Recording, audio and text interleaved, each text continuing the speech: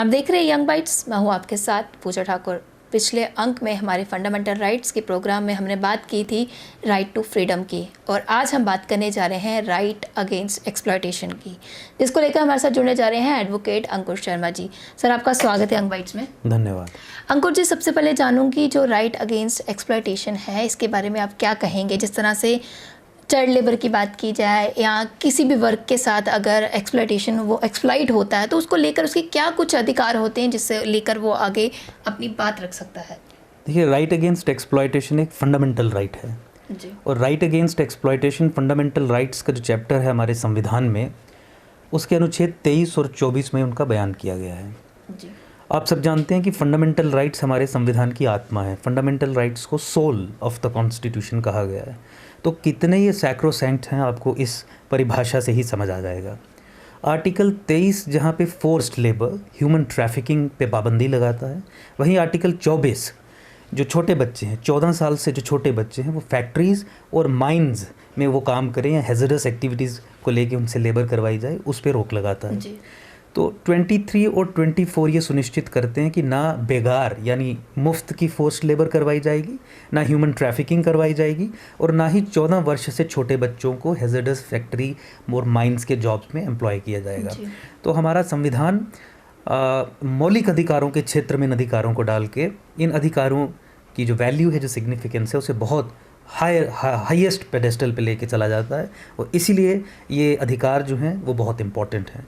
इसकी पृष्ठभूमि में आप जाएं तो स्लेवरी, फोर्स्ड लेबर इतिहास का हिस्सा रहे हैं। स्लेवरी अगर हमारे हिंदुस्तान के इतिहास में हिस्सा ना भी हो हद तक, लेकिन एक फोर्स्ड लेबर या बेगार कराना, बेगार जिसे कहते हैं, वो एक हिस्टोरिकल सत्य है।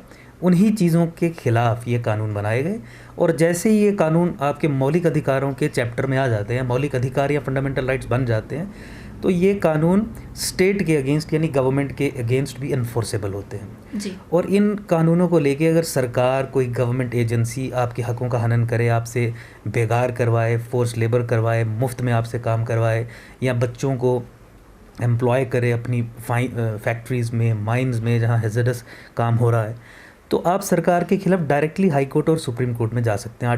आर्टिकल 32 के तहत, जो फंडामेंटल राइट्स का अगेन चैप्टर है, आप सुप्रीम कोर्ट में जा सकते हैं डायरेक्टली न्याय पाने के लिए या अधिकारियों को रुकवाने के लिए सरकार के अगेंस्ट, या फिर आर्टिकल 226 में आप डायरेक्ट रिट जुरिस्डिक्शन में हाई कोर्ट के सामने जाके सरकार के अगेंस्ट आप जा सकते हैं। प्राइवेट इंडिविजुअल्स को लेके आईपीसी में हमारी बहुत सारी धाराएं हैं, हमारे और कानून हैं, फैक्ट्रीज़ को लेके लेबर लॉज हैं, अगर कोई प्राइवेट फैक्ट्री वाला कर रहा है, जुवेनाइल जस्टिस एक्ट, हमारे तमाम ऐसे कानून हैं जिन कानूनों में इन सभी प्रोविजंस की वायलेशन को लेके प्राइवेट इंडिविजुअल्स या प्राइवेट एंटिटीज़ के अगेंस्ट कोई ना कोई प्रावधान बना है, और उसमें सज़ा के भी काफ़ी प्रावधान है। जी। किसी भी वर्ग का व्यक्ति हो, अगर वो एक्सप्लॉइट होता है, वो कहीं ना कहीं ऐसा होता है कि वो अवेयर नहीं होता अपने राइट्स को लेकर, उसे पूरी जानकारी नहीं होती है कि उसे क्या करना चाहिए। अगर उसके साथ अन्याय हो भी रहा है तो उसको लेकर उसे क्या बड़े कदम उठाने चाहिए, क्या कहना चाहेंगे उसको लेकर? देखिए, जैसा मैंने शुरू में बताया कि ये मौलिक अधिकारों का हिस्सा हैं ये राइट्स, तो अगर कोई सरकारी एजेंसी, कोई गवर्नमेंट एजेंसी या गवर्नमेंट द्वारा नियुक्त की गई कोई एजेंसी आपकी एक्सप्लॉयटेशन कर रही है, तो आप डायरेक्टली हाई कोर्ट या सुप्रीम कोर्ट में जा सकते हैं, ऑब्वियसली एक पिटीशन फाइल करके under the writ jurisdiction of the courts. और अगर कोई प्राइवेट फैक्ट्री या प्राइवेट इंडिविजुअल या प्राइवेट कैपेसिटी में अदर देन द गवर्नमेंट अगर कोई आपको एक्सप्लॉइट करता है, तो आप इनकी कंप्लेंट डिफरेंट फोरम्स पे कर सकते हैं। वो आईपीसी के तहत वो डिपेंड करेगा केस टू केस बेसिस पे। आप पुलिस स्टेशन में भी जा सकते हैं, आप जो हमारा लेबर डिपार्टमेंट है वहाँ पे भी कंप्लेंट फाइल कर सकते हैं। जुवेनाइल जस्टिस एक्ट के तहत जो बोर्ड्स कंस्टिट्यूट किए गए हैं, जो ऑफिसर्स बनाए गए हैं सोशल वेलफेयर डिपार्टमेंट में जिनकी नियुक्तियाँ की गई हैं, उन्हें भी आप कंप्लेंट्स दे सकते हैं, और आप ये कह सकते हैं कि ये इनके मौलिक अधिकारों का हनन किया जा रहा है और आप इस पर तत्काल प्रभाव से कार्रवाई करें। जी। तो कई सारे लोग हम देखते हैं कि अपनी मांगों को लेकर प्रदर्शन करते हैं आए दिन, उनका कोई ना कोई उनकी मांग रहती है, और ये भी कहा जाता है कि उनकी मांगें जो है जेन्युइन है, लेकिन फिर भी उस पर कोई काम नहीं किया जाता। तो उसको लेकर उन लोगों को अपने राइट्स को जानने की ज़रूरत है। जिस तरह से ये इसी में आ गया, राइट अगेंस्ट एक्सप्लॉयटेशन में ही ये चीज़ें आ गई, उन व्यक्तियों को क्या कहना चाहेंगे आप? देखिए, उन व्यक्तियों को मैं यही कहना चाहूँगा कि कभी भी इन हकों का जब आपका हनन हो तो आप चुप ना बैठें।